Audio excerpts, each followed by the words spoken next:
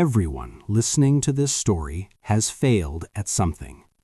Maybe quietly, maybe painfully, maybe in a way that still hurts today. Failure is not rare, it is not special, and it is not the end.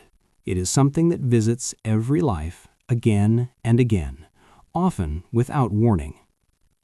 This is not a story about winning. It is not a story that rushes towards success or celebrates loud victories. This is a slow journey through many lives, many falls, and many moments where hope felt very far away. If you have ever felt lost after trying your best, this story is for you. In the beginning, the world feels simple. When you're young, you believe something very strongly, even if no one ever says it out loud.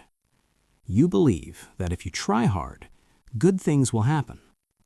You believe effort is always rewarded. You believe adults know the answers. And you believe failure is something that happens to other people.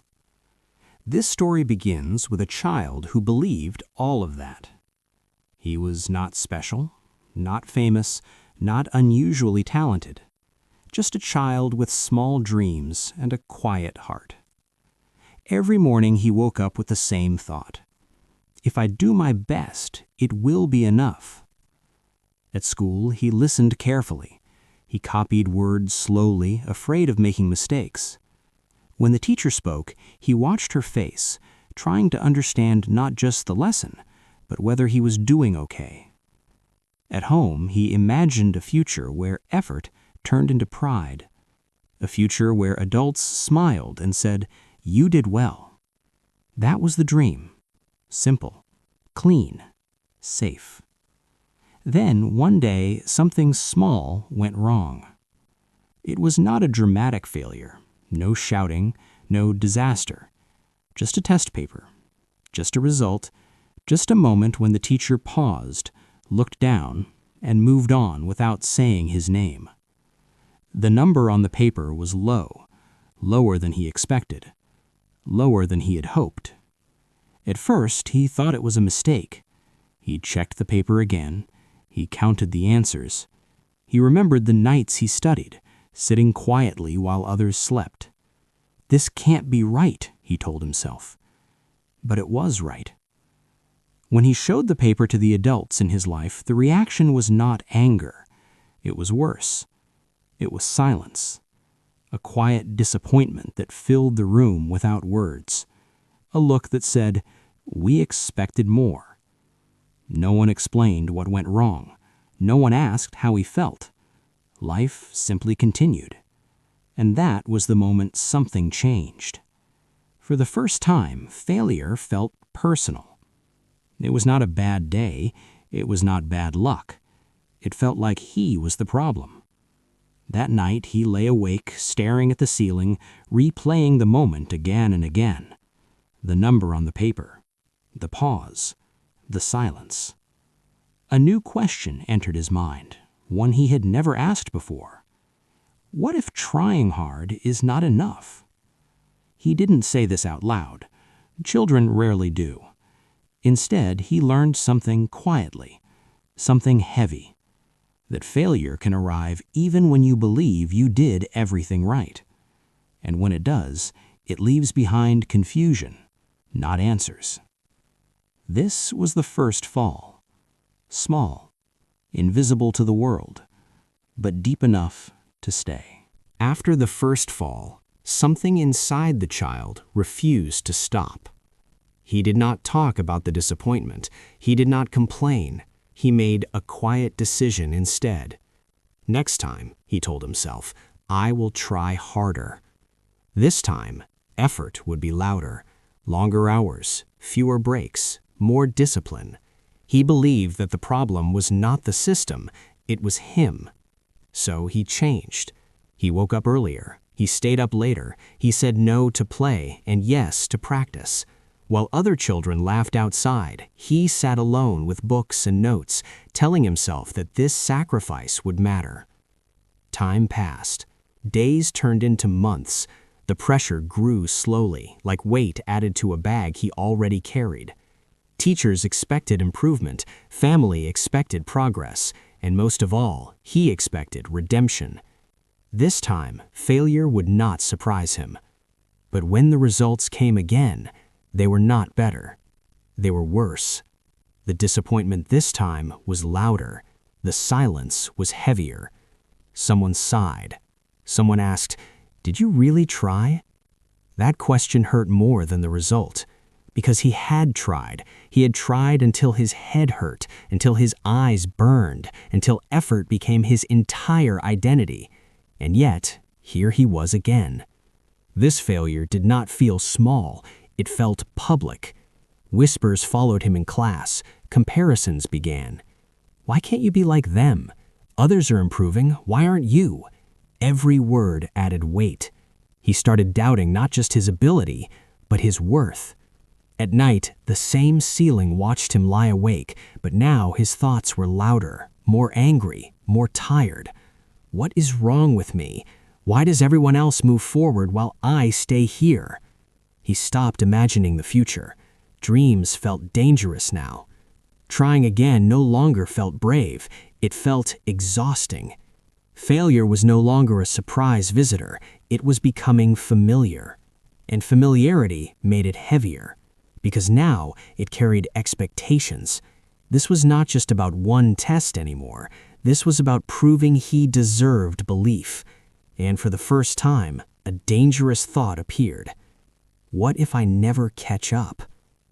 The child did not give up, but something inside him began to crack. This was the second fall.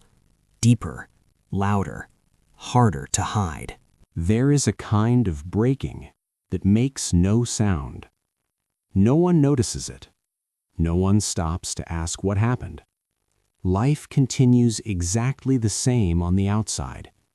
But inside, something slowly falls apart. After failing again, the child learned a new skill. He learned how to stay quiet. He stopped talking about what he wanted to become. When adults asked about the future, he gave short answers, safe answers, answers that did not invite questions. "I don't know yet. I'm still thinking." The truth was, he had stopped thinking about it at all. Dreams now felt like promises he could not keep. So he let them fade.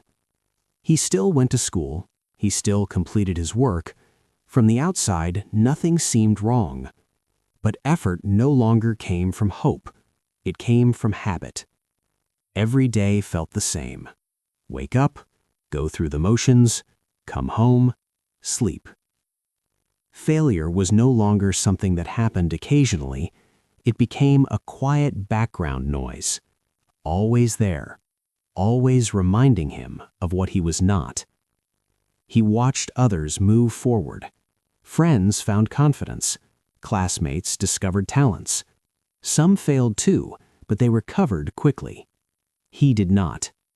Instead, he felt stuck in place, as if time moved around him, but never with him. Loneliness settled in, not because he was alone, but because he felt unseen. No one knew how heavy his thoughts had become. No one saw the way his chest tightened when results were announced. No one noticed how he avoided conversations about success. And he made sure of that, because explaining would mean admitting, and admitting would mean facing the shame. So he carried it quietly. One day, he realized something painful. Failure had changed him, not into someone stronger, not into someone wiser, but into someone smaller. Someone who took up less space, someone who expected less from life, someone who prepared for disappointment before it arrived.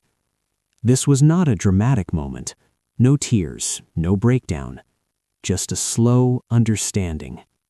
He was no longer trying to win, he was trying not to hurt. This was the silent breaking point, not the end, but the moment where the heart learns to protect itself by closing. While one life quietly learned how to shrink its dreams, another life was moving in a very different direction. This person was older, more visible, more confident on the outside. From the beginning, the second character seemed successful. He had a job people respected, a role that came with responsibility, friends who believed he was doing well. From the outside, his life looked stable, promising even. But failure does not care about appearances. It waits. This man believed in a different promise, not that effort always leads to success, but that responsibility earns security.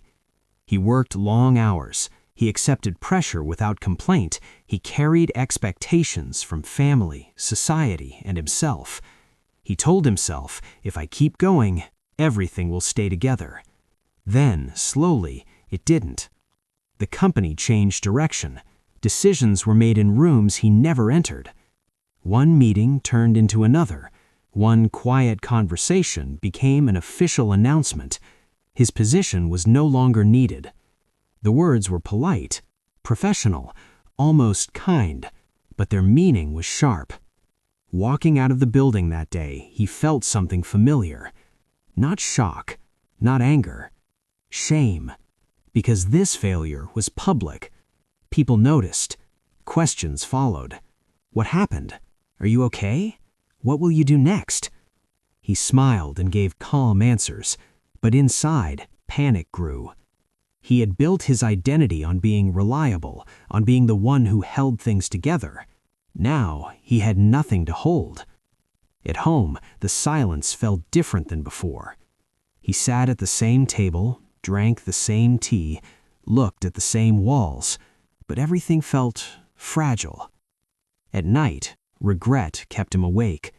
He replayed old decisions, moments where he could have chosen differently, warnings he ignored because he believed stability meant safety. This failure was not about ability, it was about timing, circumstance, control, and that made it harder to accept. Because if you did nothing wrong, why are you the one who lost everything? 2 lives, different ages, different paths, but the same feeling. That quiet moment when the world moves on and you are left standing still, holding the weight of what collapsed. Some failures are loud. They come with announcements, explanations, and sympathy. Others arrive so quietly that no one realizes anything has changed. This was that kind of failure. The second man did not fall apart publicly. He woke up every morning at the same time. He dressed neatly. He left the house as if nothing had changed. Neighbors assumed he was still busy. Friends stopped asking after a while. And slowly the world forgot. But inside, each day felt heavier than the last. He searched for work quietly, sent messages that went unanswered, waited for replies that never came. Rejection did not arrive dramatically. It arrived through silence. Weeks passed, then months. Savings grew smaller, confidence followed. He stopped telling people what he was doing, not because he was hiding, but because he didn't know how to explain standing still. Failure became invisible. At home, conversations became shorter. Laughter felt forced. Even hope sounded unrealistic. He began to feel numb, not sad, not angry, just tired. Every missed opportunity felt like another door closing softly, without noise, without witnesses. And the worst part was this: if no one sees you fail, did it even matter that you tried? Time moved forward without him. Birthdays passed, careers advanced, lives changed.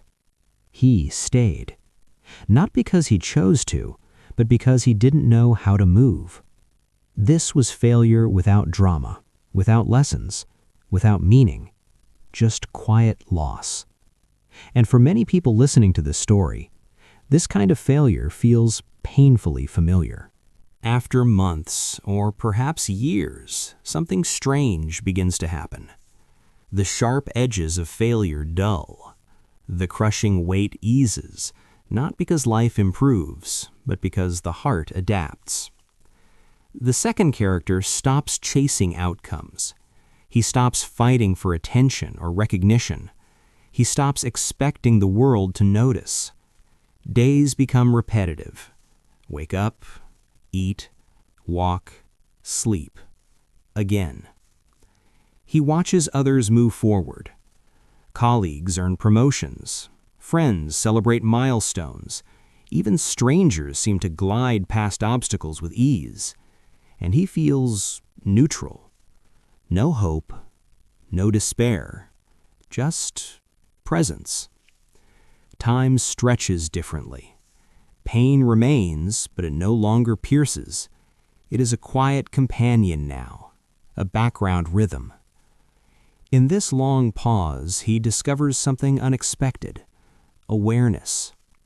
He notices the small things, the way sunlight falls through a window, the sound of birds in the morning, the scent of rain on dry earth.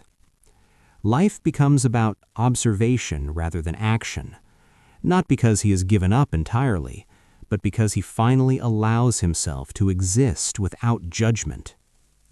The long pause is long. It is silent. It is almost invisible. Yet in this space, something begins to shift. The heart, hardened by repeated failure, begins to soften. The mind, cluttered with shame and regret, begins to clear. And the first quiet seeds of growth, small, subtle, almost imperceptible, start to appear. Because failure, even in stillness, is still teaching. It teaches patience. It teaches acceptance. It teaches endurance. The long pause is not a failure. It is a moment of preparation, a calm before a change that comes not with fireworks, but with quiet realization. This is where transformation begins, unseen, uncelebrated, but real. After the long pause, failure begins to feel different. It is no longer a sharp, piercing force. It is no longer something to fear, avoid, or fight. It has changed shape. It has become familiar. The character tries something small, a project, a hobby, a note written in a journal. Nothing extraordinary, nothing with the weight of expectation. And yes, failure comes again. The project is imperfect. The journal entries are clumsy. The hobby feels awkward. But this time, it does not crush him. This time, it does not define him. He notices how his reaction has changed. Where once panic would rise, he now pauses. Where once shame would take root, he now reflects. Where once he would hide, he now continues. Failure has become a teacher, not an enemy. It still hurts. It still reminds him of what was lost, but it no longer holds the power to break him. He begins to move differently through life. Small choices, subtle courage, quiet persistence.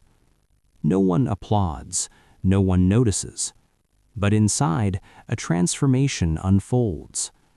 Resilience is no longer loud or dramatic. It is still. It is steady. It is invisible to the world, but undeniable to the self. Failure has not disappeared. It has simply changed form. And in this change, the character discovers something extraordinary: the strength to continue even when success is uncertain, the freedom to act even when outcomes are unknown, the courage to exist fully even when life is imperfect. This is not triumph. This is not a victory lap. This is quiet mastery over fear, shame, and doubt. This is what it looks like when failure teaches without breaking the spirit. Time has passed. Years, perhaps, since the first small failures. The first child, now older, walks back in memory to the very beginning, to that test paper, to the silence, to the moment when he first learned that effort did not always equal success. He remembers the confusion, the shame, the quiet breaking point, and for the first time he allows himself to feel it fully, not as a mark of weakness, but as part of who he has become. The second character, too, turns inward. He recalls the invisible months, the jobs lost, the opportunities missed. He recalls the long pause, the numbness, the quiet suffering no one noticed. And now he sees it differently. Failure is not a scar to hide. It is a story to witness, the teacher to listen to, a weight that shaped him without permission and yet left space for growth. They face the past honestly, without excuses, without denial. They name the hurt. They forgive themselves for being human. They forgive the world for being indifferent. It is not an easy moment. It is not filled with celebration. It is quiet. It is emotional. It is brave. They see that the first falls, the repeated failures, the silent breakdowns, and the invisible losses, all of them, were never the end. They were a path through which life taught them, slowly, how to endure, how to reflect, and how to keep moving forward. This is the return to themselves, the return to understanding failure not as an enemy, but as a companion on a long, uneven journey. And with this return comes peace, not the loud peace of success, but the quiet, grounded peace of knowing, I am still here. I have been broken, yes, but I am not destroyed. Life is not perfect. No story of failure ends with everything neatly fixed. The first child, now grown, walks forward knowing that the world will still challenge him. The second man moves through his days aware that setbacks will continue to come. But something essential has changed. Failure is no longer an enemy. It is a companion, shaping perspective, patience, and resilience. It is part of their identity now, quietly teaching without shame. They carry memories of pain, yes, but also moments of learning. Moments when they discovered courage in small choices. Moments when persistence mattered more than applause. What remains is subtle, a calm understanding that life is a mix of success and failure. A quiet strength that does not need recognition. A peace that comes from facing the past and continuing anyway. They walk forward not triumphant, not celebrated, but unbroken. And perhaps that is enough. To the listener, failure may visit you again and again. You may stumble, fall, or feel unseen. But each experience leaves something behind, a seed of resilience, a small, quiet courage, a new way to exist in the world. And in that, the power of failure quietly, slowly teaches you what no success ever could. It does not end with victory. It ends with presence, with strength, with life. And that, in itself, is something remarkable.